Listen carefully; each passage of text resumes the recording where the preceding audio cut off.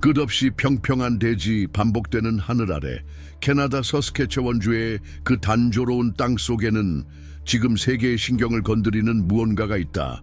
금도 아니다, 석유도 아니다, 더 근본적인 것이다. 빛나지도 않고 냄새도 없고 월스트리트의 열광도 일으키지 않는다. 그러나 그것이 사라지면 세계는 무너진다. 이름은 칼륨. 그리고 지난 몇 주 사이 그것은 단순한 필수 광물이 아니라 전 세계적인 전쟁의 체스말이 되었다. 그 전쟁은 시작되었다. 캐나다 깊은 지하에서의 칼륨 채굴은 이제 단순한 노동이 아니다. 그것은 전략적 최전선이다. 수천 미터를 파고드는 거대한 기계들은 단순한 광물을 캐는 것이 아니다. 그들은 식량 안보를 캐고 권력을 캐고 점점 더 불안정해지는 세상에서 유일하게 실질적인 화폐가 된 것을 캐고 있다. 사람들을 먹여 살릴 수 있는 능력, 수백만, 수십억을. 비료 없이는 수확이 없다. 수확이 없으면 아무것도 없다. 대부분의 사람들은 칼륨을 본 적도, 포타시라는 단어를 들어본 적도 없다. 쌀, 밀, 콩, 옥수수, 커피가 자라기 위해 무엇이 필요한지도 모른다. 이 모든 것은 평범해 보이는 화학 균형에 의존한다. 하지만 그 균형이 무너지면 생명의 가장 기본적인 사슬, 식량 생산이 무너진다. 그리고 그 중심에 있는 것은 분홍빛, 알갱이 형태의 건조하고 조용한 한 광물이다. 너무도 중요한 그것은 아이러니하게도 너무 쉽게 무시된다. 어쩌면 항상 그게 함정이었는지도 모른다. 우리를 지탱하는 것을 과소평가하는 것. 한편 국경 너머에서는 시간이 흐른다. 미국 대통령은 지금 장난을 치는 것이 아니다. 위협도 아니다. 그는 서명했다. 행정명령이 정식 발효되었다. 8월 1일 모든 캐나다산 제품은 35%의 관세를 내야만 국경을 넘을 수 있다. 이건 더 이상 소문도 허세도 언론 플레이도 아니다. 결정은 내려졌다. 도장은 찍혔다. 그리고 충격은 곧 현실이 된다. 하지만 단지 충격만이 문제가 아니다. 그 이면의 의도가 더 걱정이다. 왜냐하면 그 퍼센트 하나하나 뒤에는 논리가 있다. 균형이 아닌 지배를 원하고 협상이 아닌 강요를 추구하며 다리를 놓는 대신 경계를 시험하는 논리. 그 결과 캐나다는 원하지 않았던 선택지 앞에 선다. 굴복할 것인가, 맞설 것인가, 아니면 새 길을 만들 것인가. 총리 마크 카니는 격한 발언을 하지 않는다. 폭탄 선언도 없다. 목소리도 높이지 않는다. 하지만 물러서지도 않았다. 그의 대응은 계산된 몸짓들로 구성되어 있다. 외부에서는 거의 감지되지 않는다. 그는 논란 많던 디지털세 도입을 보류했다. 상징적인 군사협력을 강화했다. 그리고 가장 중요한 것은 제도적 온도를 끓는 점 아래로 유지했다. 하지만 그 사이 국민은 달라지고 있다. 질문이 생기고 압박이 가해지고 기억이 되살아난다. 트럼프의 도구가 관세라는 망치라면 캐나다가 가질 수 있는 압박 도구는 무엇인가? 세계 최대 칼륨 보유국이 왜 그것을 전략 카드로 쓰지 않는가?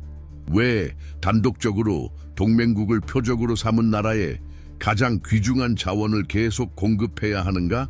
그 질문은 코리 광산에서 메아리친다. 그곳에서 일하는 노동자들은 몇 시간씩, 몇 킬로미터씩 지하로 내려가며 고온, 고립, 극심한 육체적 피로 속에서 어제까지만 해도 단순한 수출용 광물이던 칼륨을 채굴한다. 오늘은 아니다. 오늘 그것은 상징이다. 노출된 신경, 불꽃, 반전의 가능성. 누군가는 말한다. 칼륨은 무기가 아니라고. 음식으로 협상해서는 안 된다고. 비료를 막는 것은 위험한 선을 넘는 일이라고. 하지만 그 선은 이미 넘지 않았는가? 처벌성 관세, 일방적 강제, 국가안보라는 이름의 경제적 공격. 그렇다면 공격당한 나라가 할 수 있는 일은 자신의 뿌리를 방패로 삼는 것이 아닐까? 캐나다산 칼륨은 미국 50개 주의 농지에서 쓰인다. 아이오와의 옥수수, 텍사스의 목화, 캔자스의 밀, 캘리포니아의 과일. 그것은 단기간에 대체할 수 없는 자원이다. 마이크로칩이나 배터리는 수십억의 보조금으로 생산지를 옮길 수 있다. 하지만 칼륨은 그렇지 않다. 지질 조건, 수백만 년 된 지하 매장층, 수십 년 걸리는 채굴 인프라가 필요하다. 그리고 전 세계의 다른 주요 수출국 두 곳, 러시아와 벨라루스, 지금은 제재와 정치적 불안, 금융 고립 속에 있다. 즉 지금 이 순간 세계는 도망칠 곳이 없다. 세계는 캐나다에 의존하고 있다. 아마 트럼프가 간과한 것이 이 사실일지도 모른다. 겁주려는 조급함 속에 그는 상호 의존성을 놓쳤다. 구조적 상호 연결성. 경제 전쟁은 혼자 하는 게임이 아니라는 사실. 그럼에도 불구하고 시간은 흐른다. 기한은 다가온다. 질문은 점점 거칠어진다. 캐나다는 자신의 패를 쓸 것인가? 첫 번째 타격 앞에서 대답은 땅 속에서 나올 것인가? 세기 내내 무시당했던 광물이 글로벌 무역 정책의 전환점이 될 수 있을까? 지금 아직 답은 없다. 다만 형성 중인 시나리오가 있을 뿐이다. 조용히 점점 커지는 긴장, 외교에서 지질학으로 변해버린 게임, 지하에서는 사람들이 여전히 캐고 있다. 올라오는 그 한 알 한 알에 담긴 것은 단지 영양소가 아니다. 부재의 힘으로 세상을 흔드는 새로운 권력이다. 30세에서 65세 사이의 사람들, 세상 흐름이 서너 번은 바뀌는 걸 직접 본 세대는 징후를 알아차린다.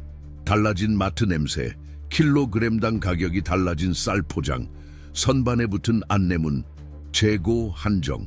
심각해 보이진 않는다. 하지만 거슬린다.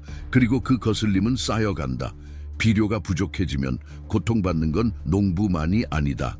시장도, 동네 빵집도, 주변 식당도, ATM 앞에서 동전까지 세는 은퇴자, 매달 예산을 다시 계산하는 교사까지 영향을 받는다.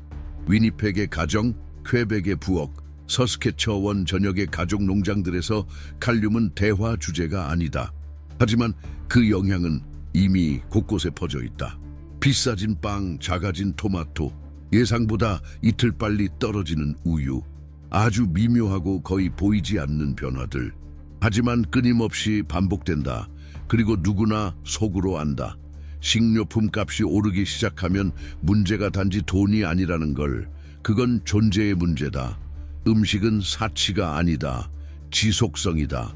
가족의 일상, 할머니의 기억, 새벽 6시 커피 한 잔, 출근 전에 루틴을 지탱하는 것, 시간을 구성하고 하루를 조직하고 죽음을 늘 의식하지 않고도 살 수 있게 해주는 것. 그리고 그 모든 걸 가능하게 하는 것이 바로 칼륨이다. 과장도 요구도 광고도 없이 무대에 설 필요 없는 광물. 하지만 없어지면 무대 전체가 무너진다. 2025년 세상은 기후, 에너지, 정치적 불균형으로 팽팽하게 긴장돼 있다. 우리는 무언가의 직전에 서 있다는 말은 흔하지만 그 무언가가 무엇인지는 좀처럼 언급되지 않는다. 아마도 위협은 특정 재앙이 아니라 작은 균열들이 겹쳐져서 전체 구조를 흔들게 된 상태이기 때문일 것이다. 칼륨 부족은 그 사이에 조용히 끼어든다. 헤드라인 주인공은 아니지만 도미노 효과를 일으키는 촉매제로서 미국은 매년 500만 톤 이상의 칼륨을 소비한다. 그러나 자국 생산량은 50만 톤에도 미치지 못한다. 나머지는 대부분 캐나다에서 수입된다. 이 의존성은 문제되지 않았다. 문제가 되기 전까지는. 경제 전쟁의 논리에서 취약성은 열린 문이다. 이제 상상해보라. 일리노이 시골의 한 농부, 나이 60, 자녀 셋, 4대째 농장을 지키는 사람. 기계화도 겪었고 콩이 옥수수를 대체하던 시절도 봤다. 두 번의 흉작 이후 부채가 쌓여가는 것도 겪었다. 이제는 또다시 비료값이 오르고 공급도 불확실하며 납득할 기술적 설명조차 없다. 그는 유엔 보고서를 읽지 않는다. 다자 포럼도 보지 않는다. 하지만 땅을 통해 살아온 사람의 직감으로 느낀다. 무언가 잘못되었다는 것, 계획이 점점 도박처럼 느껴진다는 것. 그 농부는 자신이 쓰던 칼륨이 수십 년 동안 국경을 넘은 캐나다 지하에서 온 것이라는 사실을 모른다. 하지만 그 부재는 느낀다. 그리고 그처럼 느끼는 사람들이 수백만 명이다. 기술적 지식이 아니라 몸으로 느끼는 문제다. 그리고 그 반대편에는 캐나다 광부가 있다. 인공 환기된 지하에서 햇빛도 가족도 일상의 온기도 없는 근무조를 견디며 일하는 사람, 그도 느낀다. 자신이 캐내는 것이 더 이상 단순한 노동이 아님을. 전략이자 지정학적 행위가 되었음을. 서스케처원에서 나오는 칼륨톤마다 이제는 시장을 넘는 정치적 함의가 실려 있다. 이것이 2025년의 현실이다. 중립적인 자원이란 없다. 심지어 토양조차 분쟁의 도구가 된 세상. 그러나 석유나 가스와 달리 칼륨은 즉시 대체할 수 없다. 하룻밤 사이에 새 광산을 발견할 수 없다. 공급망을 새로 짜려면 수십 년의 투자가 필요하다. 그리고 다른 주요 수출국 러시아와 벨라루스는 지금 봉쇄, 정치적 불안, 불신의 이미지에 갇혀 있다. 결국 캐나다는 균형점이 된다. 동시에 압력의 중심이기도 하다. 역사적으로 중립과 신뢰의 상징이었던 캐나다가 이제는 소극성의 사치를 누릴 수 없는 위치에 놓인 모습은 어딘가 깊이 상징적이다. 칼륨은 그중 한 예일 뿐이다. 하지만 가장 본질적인 예다. 왜냐하면 그것은 사회의 가장 깊은 층위, 먹는 행위를 건드리기 때문이다. 심고 거두는 그 모든 행위의 뿌리를 흔든다. 이제 오타와의 회의실에서 커져가는 질문은 칼륨을 보호해야 하는가가 아니다. 어떻게 사용할 것인가 이다. 그리고 여기서 폰 사용이란 위협이 아니다. 의존의 무게를 인식하는 것이다. 파트너십이 일방적으로 벌어질 수 있다면 공급도 마찬가지일 수 있음을 보여주는 것. 전략적 일시 중단, 수출 방향의 변경, 국가 비축분 확보. 아이디어는 퍼지고 시나리오는 다양해진다. 왜냐하면 결국 우리는 음식이 정치적 코드가 되어버린 시대를 살고 있기 때문이다. 이 상황을 이해하기 위해서는 단편 뉴스만 따라가선 안 된다. 결정을 움직이는 인물들, 단순히 법안에 서명하는 게 아니라 청년기부터 형성된 성격이 통치 방식에까지 영향을 미치는 리더들을 알아야 한다. 그런 배경에서 우리는 특별 이북을 준비했다. 도널드 트럼프부터 시진핑까지 세계를 이끄는 인물들의 집요함, 전략, 모순을 분석한 자료다. 표면적인 전기가 아니라 그들을 지배하는 세계관의 근원을 파헤친다. 이북 링크는 고정 댓글에 있다. 그리고 이 영상이 당신에게 세상을 조금 더 명확히 바라보게 해줬다면 좋아요와 구독을 눌러주세요.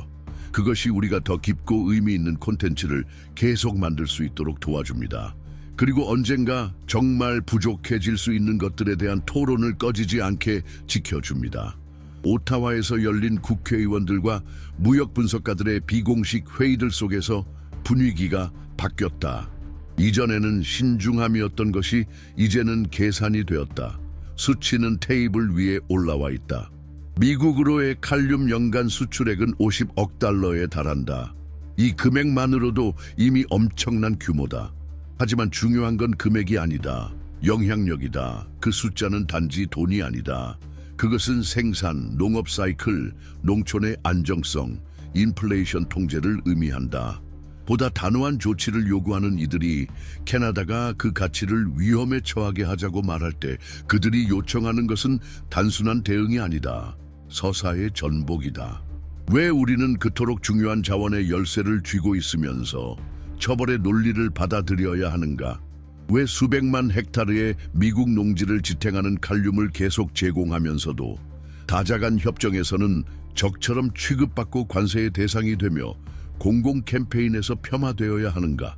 품위가 전략을 억누르는 것은 어디까지 허용되어야 하는가? 이 질문들은 급진주의에서 나온 게 아니다. 정치가 모든 것의 배경이 되었다면 어떻게 경기에 참여할지 결정해야 한다는 단순한 인식에서 나온 것이다. 그리고 그것은 공격적으로 변하자는 뜻이 아니다. 적대에 맞서면서도 중립을 고수하는 건 결국 취약함의 다른 말이라는 걸 인정하는 것이다. 이 새로운 국면 속에서 예전에는 상상도 못했던 제안들이 떠오른다. 그중 하나는 농업 경제 전문가들 사이에서 점점 지지를 얻고 있다. 칼륨 국가 비축제도의 창설. 개념은 단순하다. 캐나다 생산량 중 일부를 전략적으로 저장하고 이를 연방 국채에 기반한 시스템으로 관리하는 것, 식량 안보 펀드의 일종이다. 그러나 그 함의는 국경 너머로 확장된다. 당신이라면 식량 비축이 타국의 정치 결정에 좌우되는 나라를 신뢰할 수 있을까? 지금처럼 긴장이 높아진 무역 질서 속에서 그토록 핵심적인 자원이 아무런 방어 장치 없이 흘러가게 두는 게 현명한 일인가? 그건 현명함의 문제가 아니라 주권의 문제다. 오늘날 전기조차 분쟁의 원인이 되고 해저 케이블과 리튬 배터리가 무기처럼 감시되는 시대에 왜 칼륨은 여전히 평범한 상품처럼 다루어져야 하는가? 많은 이들이 말한다. 수출을 중단하면 캐나다가 더 큰 피해를 입을 것이라고. 고용 감소, 장기 계약 붕괴, 수출 손실. 하지만 그 손실이 지속적인 피로를 막기 위한 비용이라면, 그 고통이 굴종보다 작다면 이 딜레마는 추상적인 것이 아니다. 그것은 칼륨 광산 노조 회의, 주의회 토론, 대형 생산업체의 내부 보고서, 그리고 무엇보다 노동자들의 일상에 존재한다. 이제 그들은 안다. 그들의 교대 근무는 단순한 교대가 아니다. 그것은 다시 전략적 자산으로 인식되기 시작한 시스템의 핵심 부품이다. 에스티번의 중형 광산을 상상해보자. 거기서 수십 명의 직원들이 주야 없이 일하며 매주 수천 톤의 칼륨을 추출하고 있다. 그들 대부분은 정치의 중심에 서길 원하지 않았다.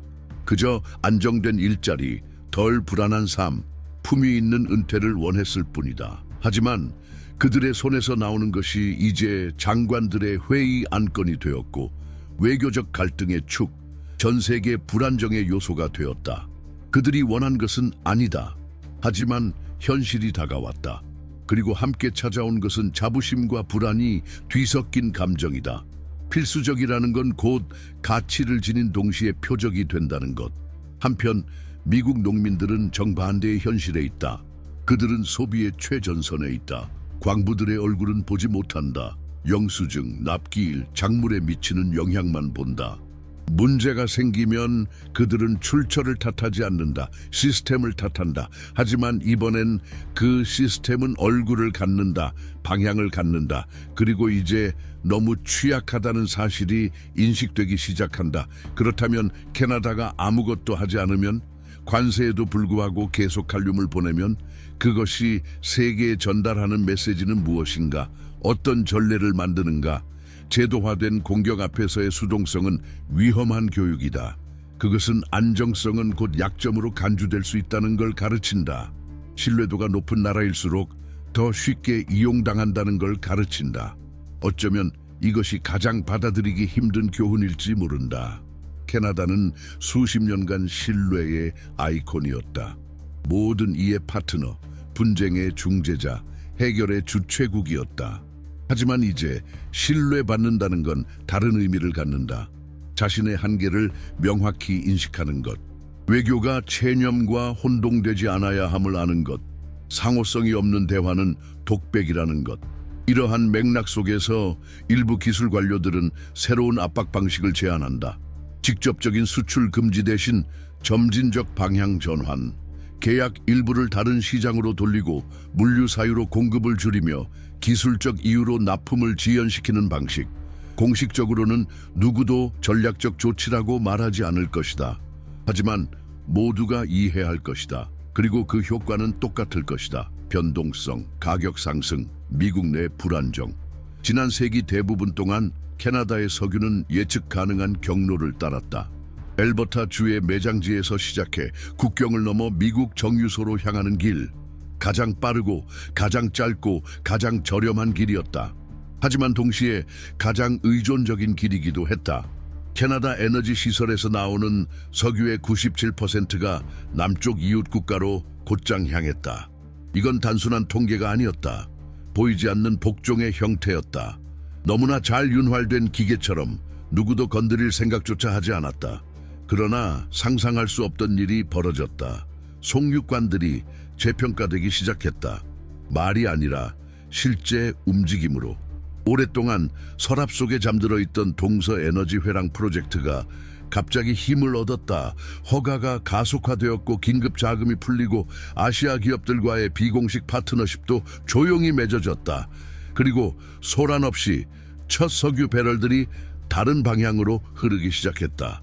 그게 의미하는 바는 처음으로 캐나다산 석유가 상업적 규모로 태평양 항구에 도달하기 시작했다는 것. 그리고 거기서 일본, 대한민국, 중국으로 건너간다. 에너지 수요가 계속 증가하는 나라들, 일방적 관세를 조건으로 삼지 않는 나라들, 캐나다를 경쟁자가 아니라 연결의 다리로 보는 나라들, 이 변화가 미국 중서부 정유소, 오하이오의 화학산업, 텍사스의 물류 허브에 어떤 영향을 줄 수 있을지 상상해보라. 이건 가능성에 대한 얘기가 아니다. 이미 시작된 현실이다. 최근 분기 보고서에서 실제 공급 공백이 관측되기 시작했다. 안정성의 가격이 오르고 있다. 그리고 이제 캐나다가 단순히 예측 가능한 공급자라는 인식만으로는 부족해졌다. 왜냐하면 예측 가능함이 복종을 뜻하지는 않기 때문이다. 거의 아무도 주목하지 않는 한 가지가 있다. 브리티시 컬럼비아 해안에서 출항한 선박은 멕시코만을 출발할 때보다 절반 이하의 시간에 아시아에 도달한다. 속도만이 아니다. 이건 전략적 의미를 가진다. 비용 절감, 위험 노출 감소, 불안정한 항로에서의 독립성. 이건 단순한 물류의 이점이 아니다.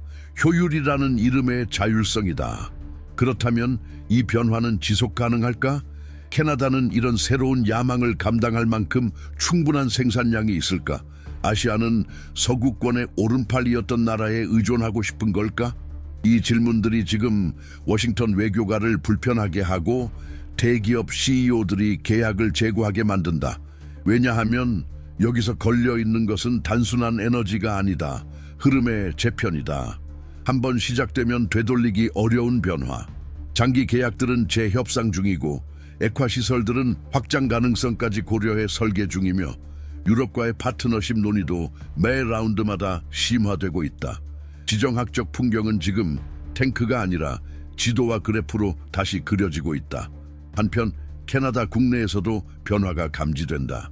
시즌 관광으로 생계를 이어가던 항구 도시들이 건설 붐을 경험하고 있고 소규모 산업 설비업체들이 수백만 달러짜리 계약을 따내고 있으며 갓 졸업한 젊은 엔지니어들이 불과 5년 전엔 상상도 못했을 조건의 제안을 받고 있다. 마치 캐나다가 자신 안에 숨겨진 잠재력을 드디어 자각한 듯하다. 더는 허락을 기다릴 필요가 없다는 걸 이해한 것이다. 하지만 모든 것이 마찰 없는 진전만은 아니다. 모순도 있다. 환경단체들은 정부가 영향 분석 없이 프로젝트를 강행한다고 비판하고 원주민 공동체는 송유관이 지나는 영토에 대한 결정에서 발언권을 요구하며 주 정부 간에도 일정, 우선순위, 보상 문제로 갈등이 생긴다. 바로 여기에 변화의 본질이 드러난다. 살아있고 긴장감 넘치고 완벽하지 않지만 그래서 더 진짜인 변화.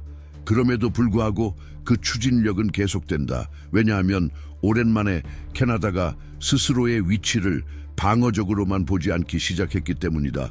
건설적일 수 있다. 대안이 될 수 있다.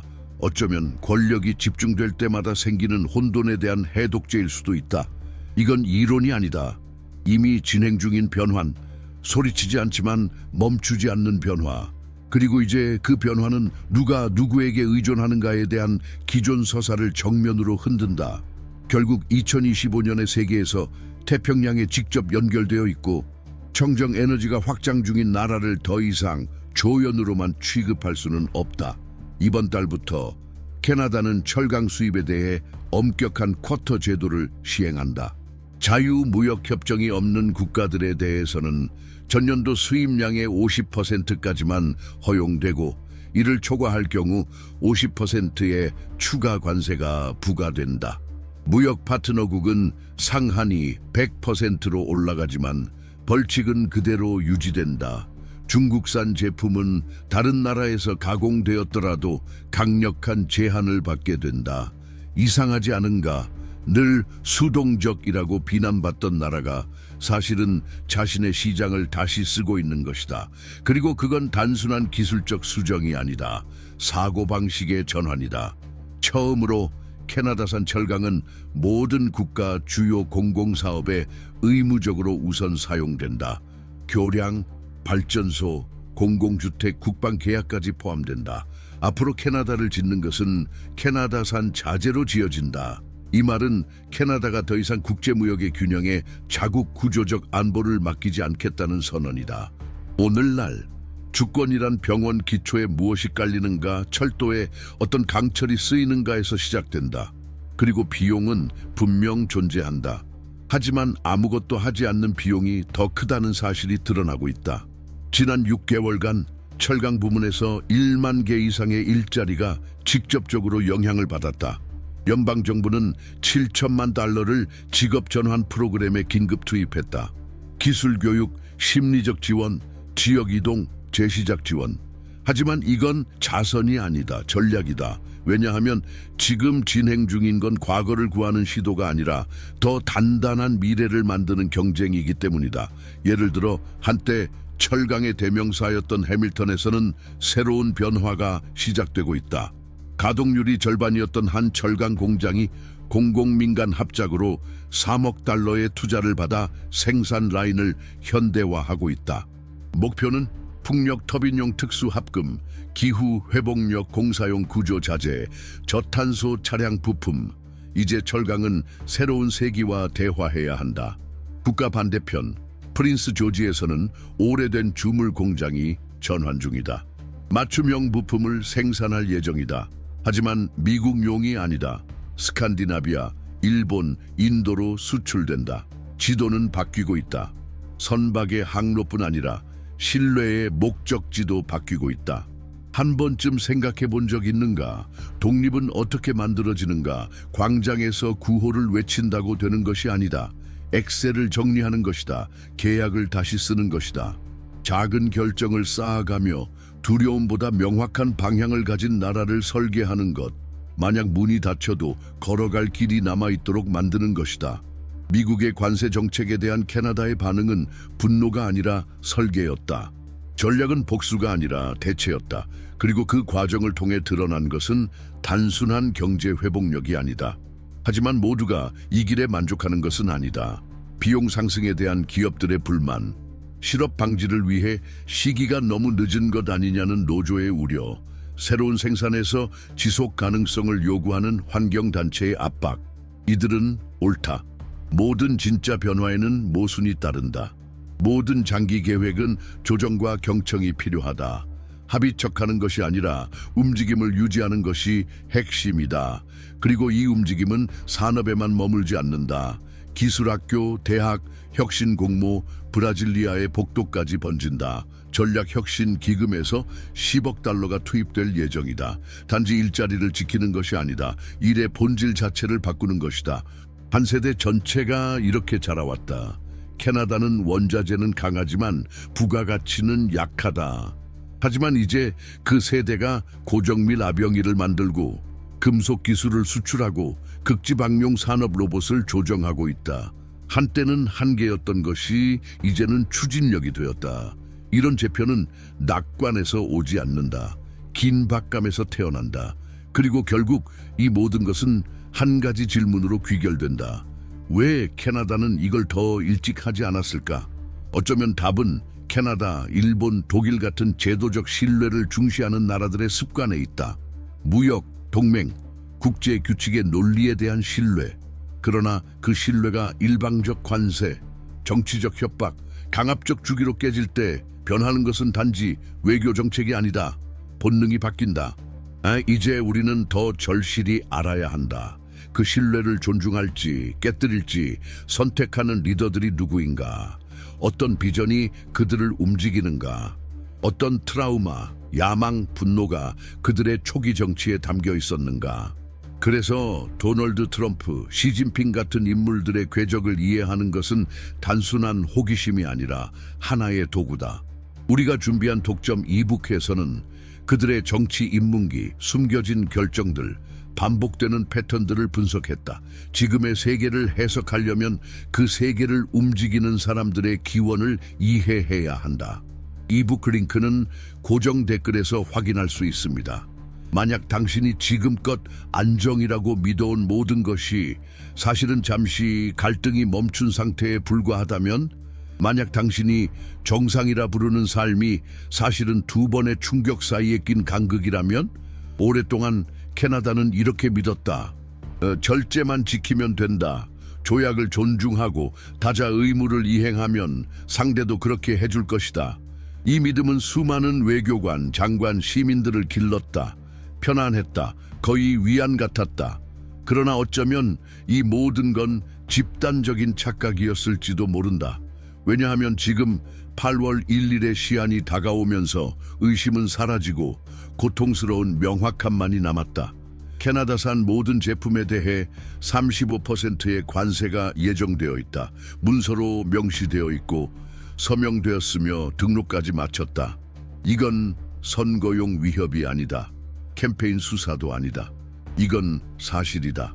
그 사실 앞에서 캐나다 정부는 무엇을 했는가? 분석가들이 예상한 어떤 행동도 하지 않았다. 급하게 보복하지 않았고 즉흥적 제재도 없었고 깃발 흔드는 긴급 기자회견도 없었다. 첫 번째 결정은 공격을 그대로 되갚고 싶은 유혹을 억제하는 것이었다. 즉각 35%의 대응 관세를 부과하지 않는 것, 쉽게 대칭을 맞추지 않는 것. 그러나 그렇다고 해서 수동적이었다는 뜻은 아니다. 그건 준비였다. 많은 이들을 놀라게 한 조치는 이른바 디지털세의 유예였다. 미국 본사의 대형 기술 플랫폼들에 부과될 예정이던 세금. 그 유예는 약함의 신호가 아니다. 초대장이었다. 아직 협상의 여지가 있다. 아직 절벽을 피할 가능성이 남아있다. 하지만 그 창은 점점 닫히고 있다. 동시에 상징적이던 협력들이 전략으로 바뀌기 시작했다. 예를 들어 오피오이드 추적 협력은 확대되었고 국경 보안은 단순 기술적 문제가 아닌 정치적 자산으로 간주되기 시작했다. 그 무엇도 끊기진 않았다. 하지만 모든 것이 재검토되었다.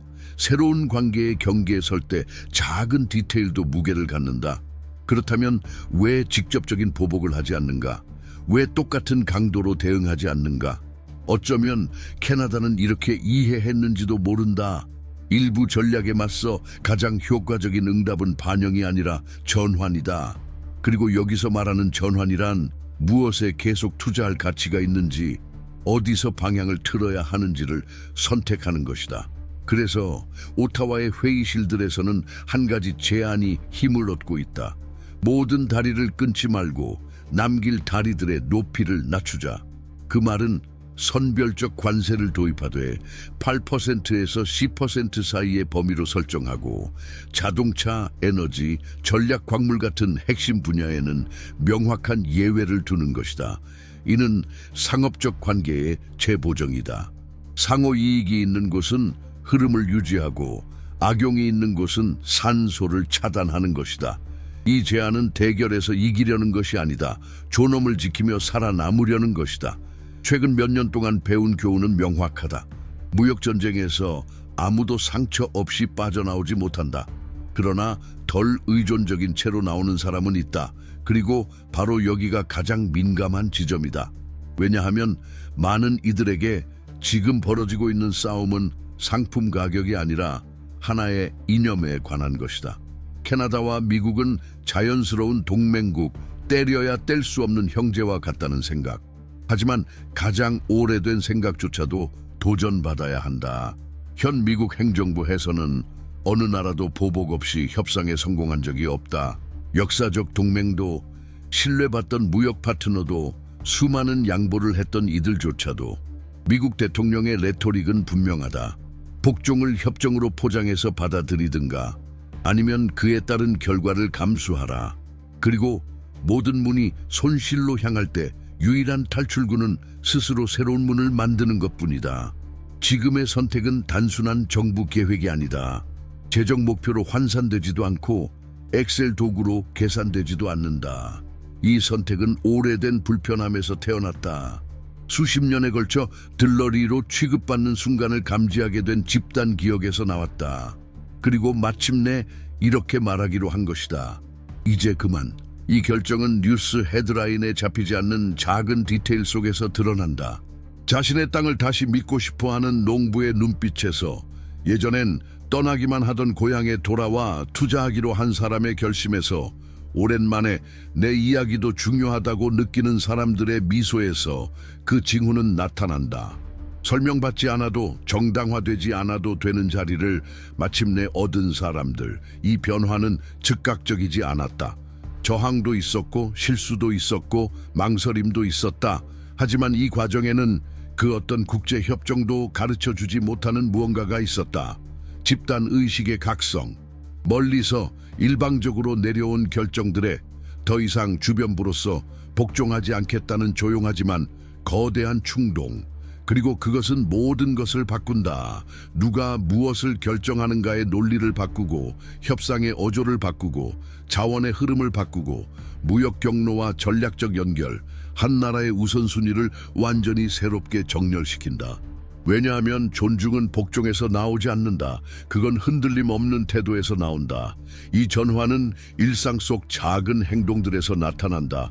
웅장한 선언이 아니다. 작지만 일관된 선택들이다.